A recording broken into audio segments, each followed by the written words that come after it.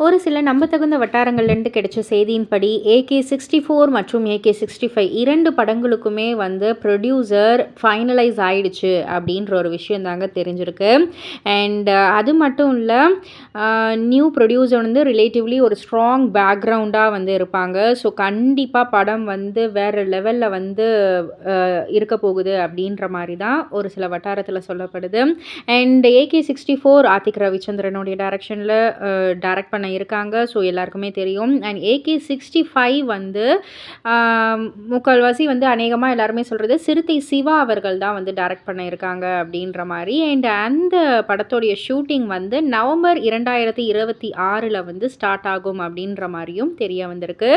AK-64 வந்து ஒன்று 2026ஆம் ஆண்டு கடைசியில், அப்படி இல்லாட்டி 2027ஆம் ஆண்டு தொடக்கத்தில் ரிலீஸ் ஆகும் அப்படின்ற மாதிரியும், AK-65 வந்து 2027ஆம் ஆண்டு செகண்ட் ஹாஃபில் ரிலீஸ் ஆகும் அப்படின்ற மாதிரியும் தான் செய்திகள் கிடைச்சிருக்கு.